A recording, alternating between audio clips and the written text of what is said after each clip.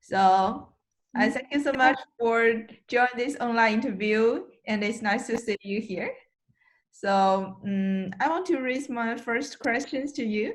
So can you briefly describe what is the biggest problems you think is existing in the current student government due to such an virus situation?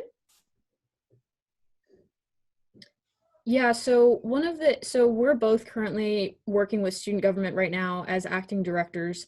And one of the issues we've been facing is that just because we're all over the world and we are all in such different situations, it's oftentimes hard for people to make it to the meetings or even stay connected with their directors.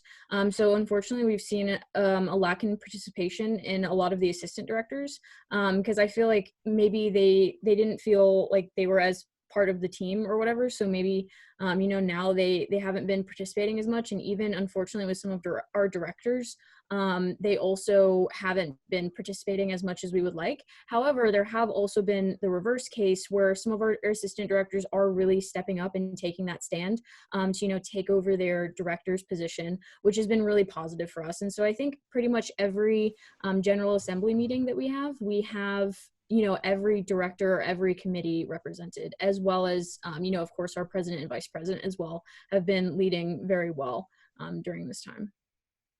Yeah. And how about Yeah. Yeah, I also think the same as Stephenie. And for me personally, the biggest challenge for me is that I have to switch all the events online. For example, I have proposed the Cultural Expo and the Global Summit with students from Abu Dhabi and New York campuses, but now we have to do the online version.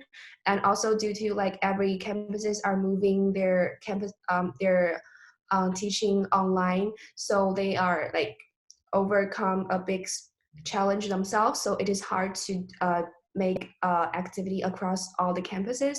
So yeah, but I think we have like the events committee and other committees are trying their best to hold events and ensure that all the students are stay connected with each other. Yeah, I definitely agree.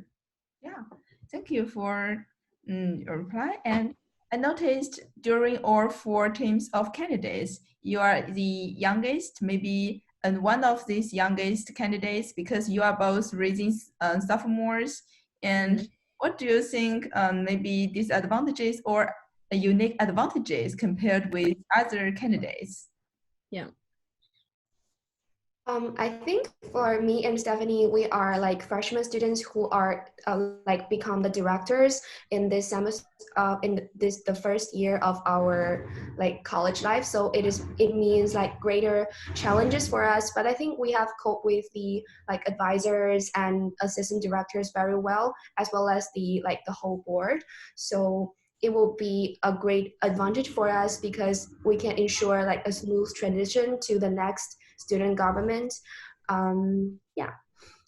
Yeah, I completely agree with that. I think also, since we were both directors this semester, that sort of the next step in the progression were to be, take president and then vice president, because one, we already have the experience of working with the student government. So we know how the current student government works, and then we know things that we really like, so we want to keep, and then things that we also want to improve on. And then also on that notion, if we become sort of the senior leadership position when we're sophomores, then when we're juniors, if we stay in Shanghai, or if we're seniors and we come back, then we can actually offer, still offer our guidance to the current student government, and so still stay connected when we're seniors. And I'm a very strong believer, that age doesn't really define your ability to lead people, inspire people, or work with people. So I think that, if you have the current skill set where you're confident enough to, lead a team, then I think that you should go for it. Yeah, I totally agree because I think passionate for this job is much more important than our previous experience because that can be get as long as you hold enough patience for that. Yeah. And I and Gurkriti are both very curious about your initiatives. So Gurkriti, do you have some questions to ask?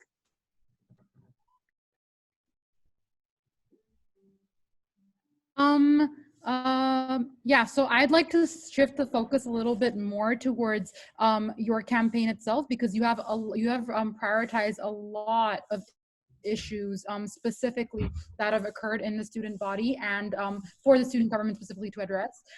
There's quite a few things I think generally that we've come across to ask questions about how the student government has faced challenges even despite the COVID-19 situation beforehand. Yeah.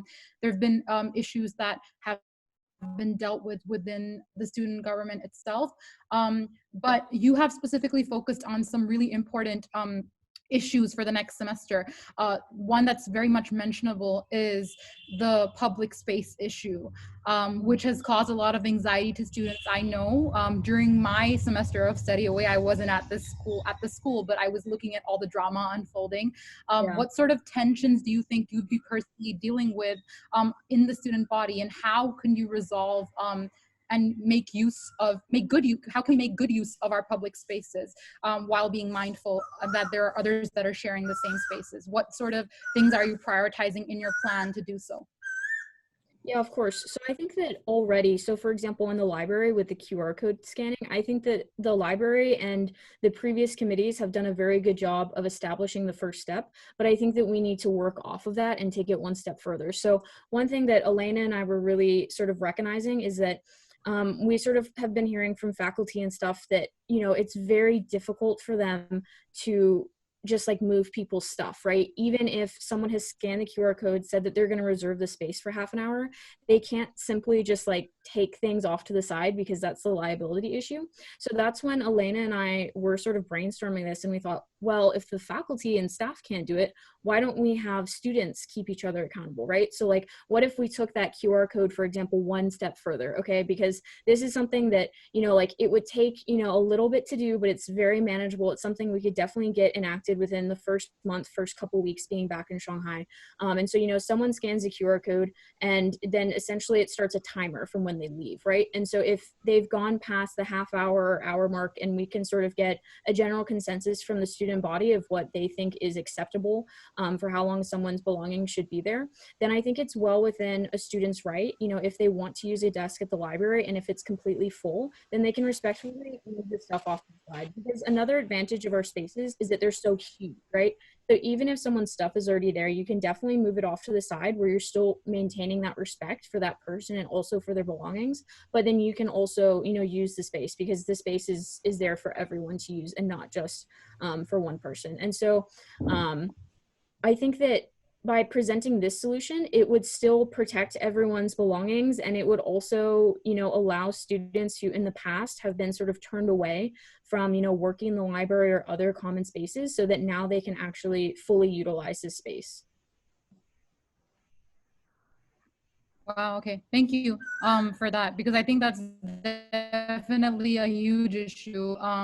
Following up on that, there's also, I mean, there's generally this sort of international Chinese student divide that we've seen inevitably within NYU Shanghai. Ever since I was a freshman, I've seen it. It's been 4 years since that. But I think that's something that we really need to deal and cope with. And there's been issues dealing with those tensions and also trying to make sort of the student body come together in terms of whether it be friendship groups or conversations, anything of that sort. So there's two parts to this question that I have. One is, what do you think generally of these tensions? I guess there's 3 parts to it. What do you generally think of these tensions and how they can be resolved? Secondly, this public space issue, how can it be made a public space issue and not an issue that is to do with where you're inherently from, you know, because that became a huge issue. How can you resolve those debates between people? And thirdly, what do you think this sort of environment, NYU Shanghai's environment now, given students are coming back in the fall, what sort of responsibilities will you have to make sure that students can maybe even more than before relate to each other? International and non-Chinese and Chinese students can create newer bonds, or can maybe sort of improve on earlier ones. Yeah, what an excellent question. Yeah, I think maybe I can answer the third question first. Like for the students coming like new freshmen as well as the students coming up from study away campuses, we Stephenie and I have a plan that we can pair an senior student with a freshman student so that they can like one international students and one Chinese students to keep every student in campuses connected, because like the senior participation rate in the activities are relatively low, and we thought this would be like a great help to like encourage more senior students to participate in the programs that we have. And also like a language pair program is like very helpful because we can like pair Chinese students and international students. Like both of us, we have Chinese and EAP courses, so that like both our language skills can be improved in this way. Yeah, and I think it's very interesting too how, so for example, you know, like I'm a freshman, and in GPS last semester, sort of a month or 2 months into the semester, you know, our students had sort of been recognizing like, hey, there's kind of a divide between the international communities and the Chinese communities, right? So it's this sort of like phenomena is very interesting to me because people definitely recognize that it's an issue, but they don't always necessarily know the steps to take in order to sort of bridge that gap. And some sort of like things that Elena and I were brainstorming was that there's a couple of key cultural differences that, you know, the international communities and the Chinese communities have coming into their freshman year. So the biggest one that we sort of were talking about was their high school, right? So very oftentimes in American high schools, for example, senior year is a very relaxing year. You're like the top dog, you know, like generally you take your ACT college entrance exams at the beginning of the year. And then by second semester, you're really probably just coasting. Even if you have AP classes or IB classes, you know, like you're coasting, and then you like do what you need to do in May to get rid of your, you know, like your exams, and then like you're good to go, right? However, the Chinese system is very different because, as you guys know, in the last 2 or 3 years of their high school, it's very, very rigorous, right? You know, every day from maybe 6 a.m. to 11 p.m. at night, you know, our Chinese students are generally studying, right? And then, you know, like they're working all the way until July, and oftentimes they don't get accepted into their universities until July after their Gaokao exam. So sort of just like recognizing these, and we really think too that you know, having a platform where students can really like share with each other, right? So I think oftentimes too there's a lot of emphasis that's put on the freshman students. However, we need to make sure that we're including all of the community in sort of this debate. And I think that really tapping into the seniors' knowledge and sort of their experiences is going to be key in this as well, because, you know, they have been doing this for 4 years, the juniors have been doing it for 3 years, etc., right? And so like what Elena was saying is that, you know, like really hoping that, you know, if seniors want to get back, like a great way to get connected is to be connected with a freshman, right? And sort of like how, if you guys are familiar with like American fraternities or sororities, you know, acting as like a big little, so you're sort of like a mentee, but also like a friend, right? Like you're not a parent, you know, we want sort of to develop a friendship, right? And then also pairing up, you know, either that older international and the younger Chinese or vice versa, we think will really sort of like be a positive step in the right direction. Great, that's very pleasant to hear, especially as a senior that's taking a gap semester. I'll be returning in the fall. So yeah, I'm actually supposed to be graduating, but look at me, yeah. I'm here. A lot has happened, but skipping over that, I think it's really good to hear that there's sort of this mingling between freshmen and seniors, especially given that I was also an orientation ambassador, so I've known your class quite well, and I know that we have had to deal with issues as orientation ambassadors with the Chinese international divide. So I think it's a problem that we can slowly work towards, but it definitely needs a strong government to be able to lead that change. So thank you for taking that initiative. One other question I had, sorry Julie, like I'll just ask few of my questions and then you can go ahead with yours. One other question that I had that I found very interesting, that stems from what you've outlined with classifying their garbage, not just classifying their garbage. There have been around, I mean, Ife, who is a professor, an associate professor of environmental studies, has brought in cups from New York that are specifically aimed to maintain this sort of reusable cups policy in NYU Shanghai, and to retain this sort of environmental sustenance that our school so proudly upholds. But one of the issues that we've seen is like students have been throwing away these cups. In fact, over 1,000 cups have been thrown away. So what sort of, what do you think the classification, garbage classification, how do you think that problem issue can be dealt with? And how do you think students can be more informed as part of your campaign, or if you will eventually take on these positions? What do you think they'll benefit from with this policy, the policies of garbage classification? How do you think you can basically make them more aware of the fact that this is an issue and they should not be throwing away things so easily? Yeah, no, yeah, I mean, as you clearly said, you know, this is something that we also want to hit going into this next semester. So for me, last semester, I was working in Interaction Lab, and actually my end of year project was developing essentially a game that, you know, has cards or like things you can classify. So whether it's plastic or styrofoam, or if it's a used container, right? And then which of the 4 bins to put that in. So I think that the easiest way for people to remember these things, because it's very hard to just give people a list, even though because as you guys know, you know, behind our trash cans on campus, you know, always there's that list, right? But people don't always look at that, or they're just, for whatever reason, right, they just throw it all in like the residual bin, for example, right? So, and there's also been many different games within China, like different card games with like the little bins and stuff that you can actually, you know, pick up a card and then figure out which bin it needs to be classified in. So I think that you know, sort of from an educational perspective, taking this from a different approach, right? So, you know, like investing in some of these games so that our freshmen, when they come in, because oftentimes they haven't lived in China before, and even for the Chinese students, right, like they might not know where everything goes, and sort of like getting people excited about it because it's a game, right? Because everyone loves competition. And so, you know, like getting people to participate in this game and then, you know, like sort all the stuff, because then they don't have to think about sorting when it comes to the time, right? Then they just do it because they already know, because they've memorized the answers. And so I think that the biggest thing for us is sort of instituting a different educational viewpoint of it, so that people are, instead of like going out of their way to memorize things, can memorize it in a more fun way, which in the practical application will hopefully work. Great, thanks. Yeah. Elena, do you have anything to add? Yeah, and also I'm thinking about the garbage classification in the dorm, because we only have like one kind of the garbage bins in each floor, so it's like take time and effort to for students to like take the elevator to another floor and then throw the garbage away. So another proposal of us is to like to have more the garbage classification bins for Jingqiao, as well as like make the process more streamlining, so that people will be more like likely to do the garbage classification correctly. Mm-hmm. Great. I was just going to get to that with the dorm,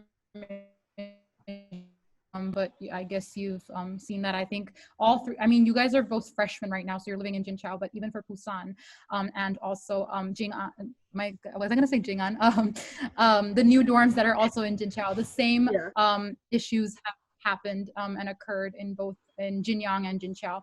So I think this classification issue is definitely going to be one of the more prominent responsibilities of the upcoming government, for sure, to sort out, because I don't think it's just an issue of knowing where to classify what, but it's also taking the prerogative to do so. And a lot of students have taken it very lightly in terms of, as we see with the metal cups and the expenses that it has costed to the school. And I think I'll give it over to Julie. Julie, do you have any few last questions that you want to ask, or something you're curious about? I can finish off later with a few that I have, but you can go ahead. I didn't have questions currently. Maybe later. You can keep your questions. Okay. Sure. I mean, it's fine. I think we're all collaborating on this. So at least a few of my last questions, I guess, but mostly you've answered everything within them. One of the last questions that I want to ask was about one of the problems that is going to come up is with students returning to campus, but also we see that not just public spaces, the occupancy of the building is quite small in terms of like how much they can afford to hold, how many students they can afford to hold. And the occupancy is definitely going to go up next semester. So have you thought about how the public space issue can kind of coincide with this? Given that there's going to be so many students returning to campus, what sort of positions are you going to take on, or like responsibilities are you going to take on to make it so that everything runs smoothly, people feel safe on campus, people feel they have spaces to study, have spaces to relax, and also given the new lounges that have been created last semester, that have been renovated, how do you think that utilization can be optimized? I think we can because in the midterm and final week, we have classrooms that keep opening until 11 or 12 o'clock. I forget it. I think if there are more students coming back to NYU Shanghai, the classrooms should keep open until 11 or 12 o'clock so that students can have more place to study. Yeah, and honestly, students coming back, if, as you were saying that we might have, more students that are coming, I think honestly, having a lot of students in the study spaces, I personally think that's motivating, right? Like, I don't necessarily foresee it as a problem, especially, because also for our lounges too, lounges aren't strictly used for studying, sometimes it's extracurricular. So sometimes a mini lecture is held in there, or oftentimes, our students are just hanging out and socializing. And I think that, part of the college experience, that's just as valuable as studying an extra hour for an exam, right? So yes, students coming back, and there potentially being more students, just if sophomore or if current juniors are going to be deferring their study away, yeah, we might be tighter, but I think also that just the nature of our sort of community feeling at NYU Shanghai, I think that in some ways that might actually increase productivity than the latter.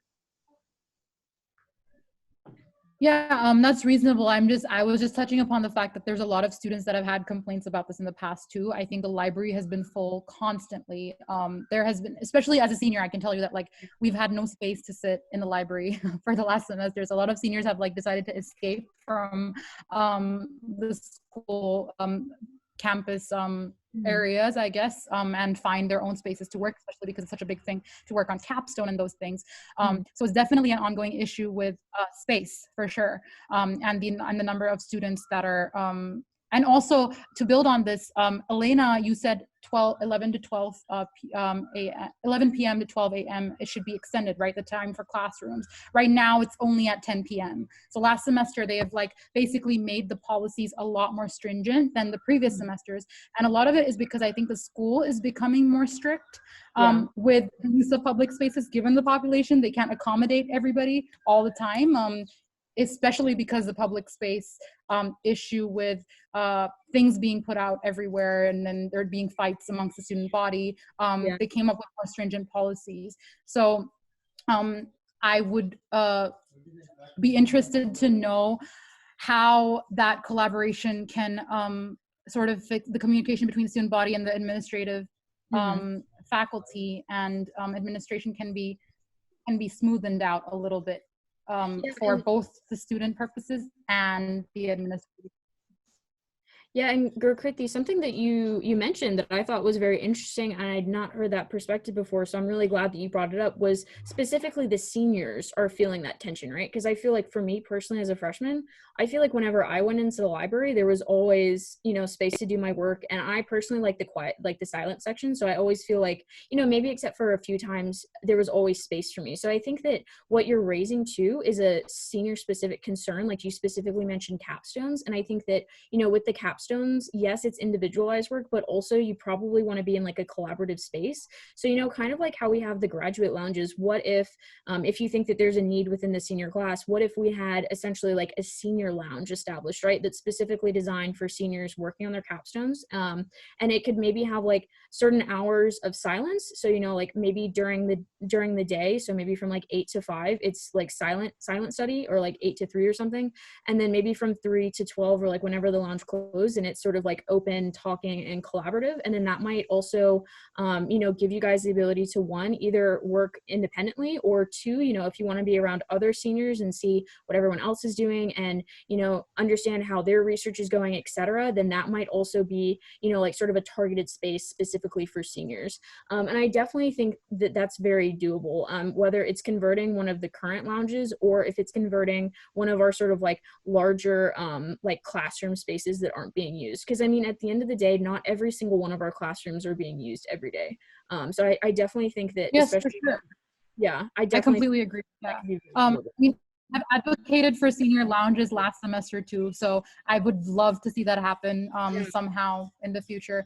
And for sure, there are definitely spaces that are not being used, and that's also specifically because the school has got them off ground, like you're not allowed to actually go there anymore. But it would be good to see how that can be a little bit more widespread and how people can equally share these spaces. I think there's a lot of tensions that have been brought up because of the use of public space in our building. It's such a small building. It's only 15 floors and there's over 1,400 students, which is going to be a population that increases until the new building is made. Just letting you all know that I'm very thankful that you guys have come up with these initiatives because they seem very interesting, that you're focusing so much on what can be done for the students currently. There was also one last question. This is definitely the last question. Are there any other initiatives you've thought about that are related to academics? So things that you think that you would like to see on the academic front. I guess it's also because you two are freshmen, so you're quite new to like how NYU Shanghai works and things, but at the same time, you've spent a semester there last semester. So what sort of issues did you see that were more prevalent with academia on the academia front, with advisors, or if it's with their courses, or if it's with core curriculum courses or textbook policies, whatever you want to build upon? Actually, as the director of global affairs, I think there are many like great programs like all around the NYU campuses or other campuses that our students can went to. But many students, they just don't know like how to find those programs and like how to apply for those programs. So it would be better if we can like have info sessions or have like more related to academic affairs, and then like ask them to make suggestions for like which campuses should I go to and what programs do we have and how should I prepare for it. Like I think many students, especially for freshmen, like we are lacking this kind of knowledge and information. Yeah, and another thing that you were mentioning as well was, these academic advisors. And so as director of health and wellness, just with dealing with counselors and therapists and sort of like that kind of staff, we always sort of say like in the mental health world that it's very important to make sure that you connect with, your therapist, your counselor, or any other doctor that you might have. So I think that that should also apply to academic advisors. So like for me, for example, I'm very happy with my academic advisor. I think we have a really good relationship. If I email her, she'll respond. If we're like on the same time zone, she'll respond back in less than an hour, I would say. But unfortunately, I know other students who, don't have as good of a relationship, and that's not necessarily reflected on the student or the academic advisor, but, sometimes like you just don't mesh, right? So I think that, our students are oftentimes split up by academic advisor just based on their major. But I think that, almost all of our majors, have multiple advisors within each major. So I think that, there should also be the option for, if you want, like try out a different academic advisor, because I mean, at the end of the day, we want students to be successful, right? This is nothing personal. This is just like, I just don't blend well with you. I just, like for whatever reason, like you just don't feel like they're helping you. So I think there should definitely be more flexibility within just sort of like with the student's decision to be able to decide, if they want to work with that specific advisor or not.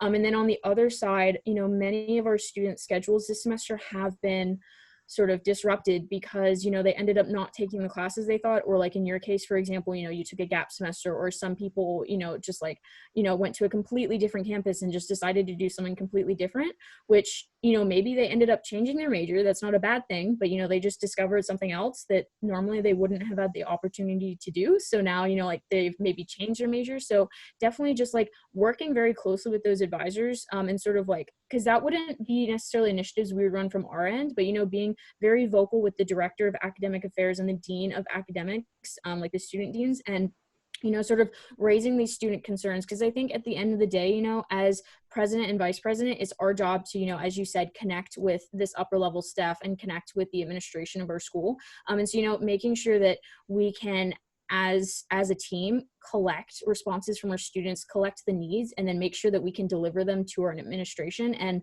work with them to develop things that we think would benefit the student body as a whole.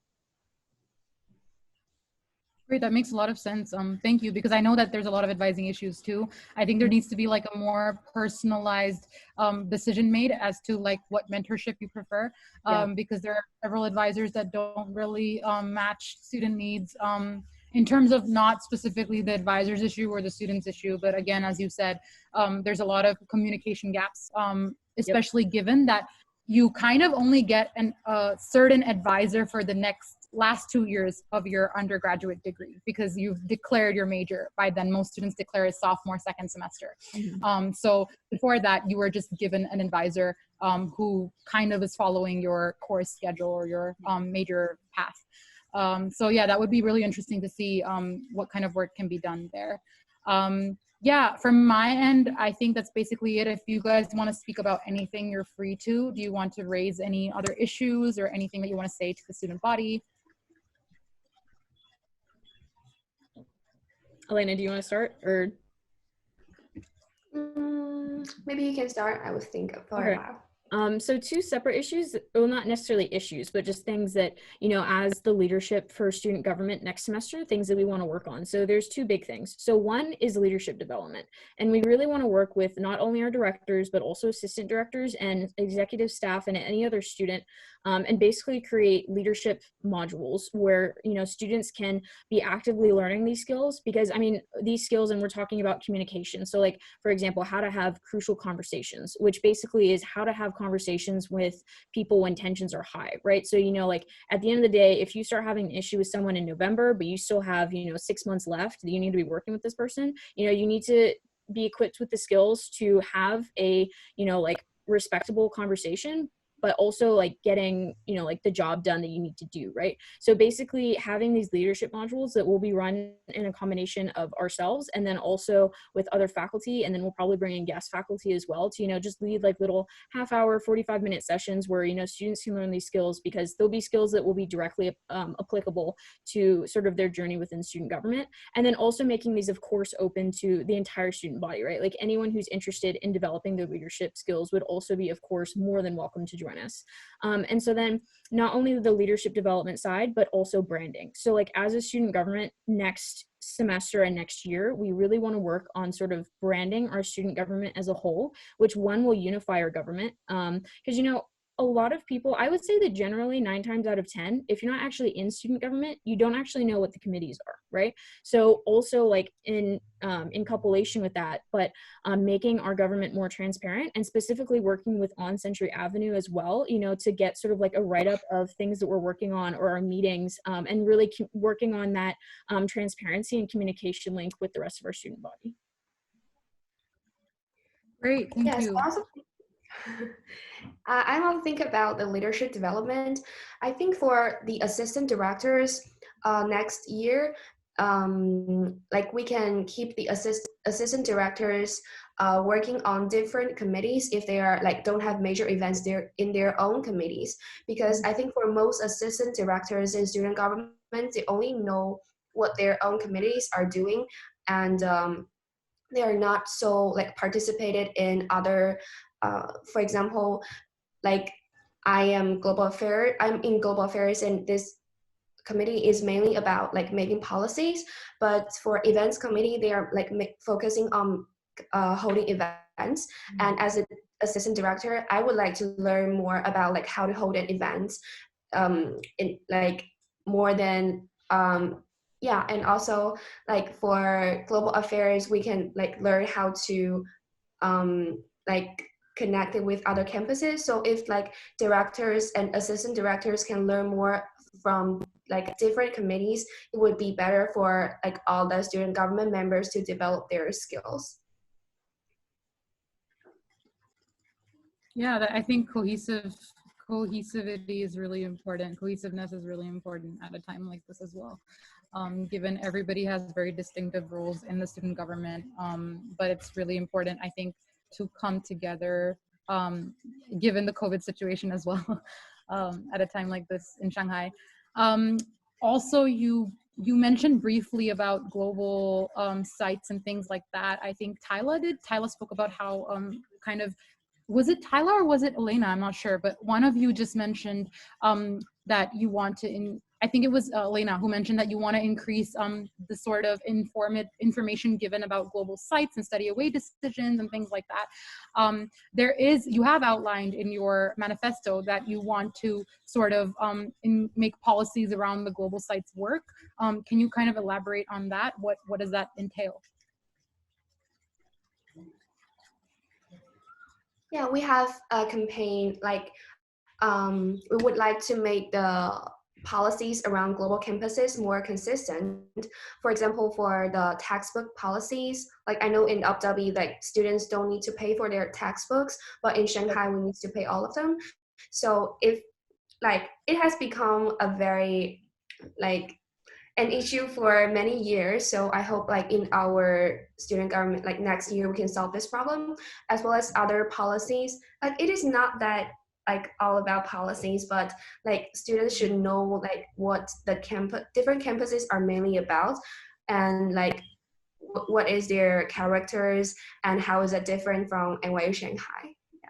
Yeah, and another policy too that we do want to address just in terms of consistency is Moses Center. So since the Moses Center is only situated in New York, then that already puts everyone else at a different campus at a disadvantage because you're working at least 12 hours behind, which especially if you have, you know, some sort of learning disability or you know, like taking an exam is just, you need very special accommodations, right? And I don't know, if you have something, you know, sort of like a pretest or something at the beginning of the semester and you don't already have that addressed, you know, that's something that you know, once we get elected, like go ahead and start working with them over summer to make sure that even before students come into the year, you know, make sure that they're already registered, or that, you know, that they have their accommodations recognized and anything else that they need. So then that also, you know, that hopefully makes students feel better about themselves, because then, you know, like they're not in a testing environment and they're like, oh gosh, like, you know, or just like for whatever reason, right? And then also like academically, that will put them up for better success as well. Great. Thank you so much for your time, guys. This was a great interview. I wish you all the best. You can stop the recording now, Julie, whenever you want. I'm done with my questions. I don't know if, Julie, you have any other questions or things you want to say? I just have a brief add up to one of your previous initiatives. It's very far away from now, from these questions, because I'm going to ask about the like the classifications. You mentioned that the student groups have do not have so many like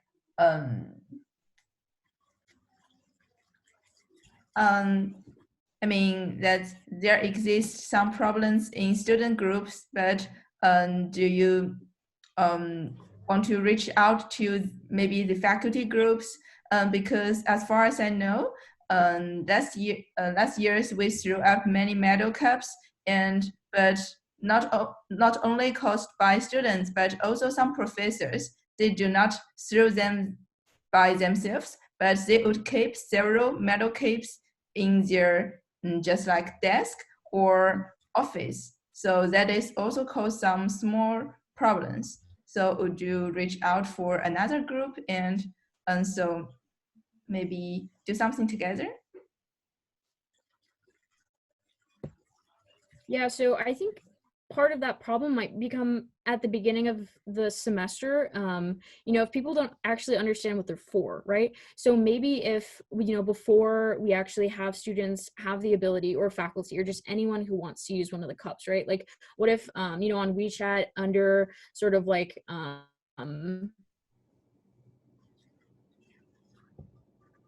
I believe like sort of tab like on NYU Shanghai's WeChat, like what if we had sort of you know, like an agreement that sort of stated like, okay guys, like these are our cups, they're reusable, they're also owned by NYU Shanghai, so you know, within an hour after you use the cup, please return it. And then that might also just sort of clarify some of the confusion, because I think that, you know, at the beginning of the semester, especially like for freshmen, there's a lot of free things. Yeah, so I think especially specifically with the metal cups, I think that the main issue with that is that people don't actually understand that they're reusable, and that, you know, we want to keep reusing them, because especially for freshmen coming into college, there's a lot of free things, right? And also a lot of things that say NYU Shanghai, and right on the cup is NYU Shanghai. So I think that you know, sort of like at the beginning, that people can sort of get into this mindset of like, oh, another free thing, right? And then maybe in October or November, when they finally realize it, they're like, you know. So I think that maybe like off the bat, if we can actually, you know, just clarify this, and maybe like within the NYU Shanghai sort of like WeChat group within the cafeteria section, if there can just be like a really quick just like consent form, or just like an agreement form that says like, hey, this is an agreement you're making not only with yourself but also with the student body and everyone, like our NYU Shanghai community, that, you know, you're going to return this like sort of like honor code within the hour of using it, and just sort of like make it very clear, you know, these are not to keep, but you can use it however many you want, you know, as long as you return it.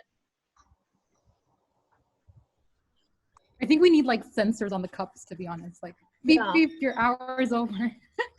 Yeah, or maybe honestly, Yeah. we could add like a feature where we could have people like scan the QR code, and then it would be like linked with their name, and then staff could have like outstanding cups and be like, track you down. And when I come into that would be great. When I contact the organizer of these medal cup programs, the organizer is now a professor at NYU Shanghai, and he said, well, it's actually done by EA. Julie, sorry to cut you off, but it's actually done by EA. He took the prerogative to make it happen through New York, through the Environmental Sustainability Program. So the funding was kind of externally, but not externally done. It was kind of a collaboration with the school, which I think takes a lot of initiative for a professor to do as well. And I hope to see that students do respect that in the coming future as well. I think you raised a really important point, Julie, about like there needing to be communication between the faculty and the students. That's always been a problem, I think, inevitably.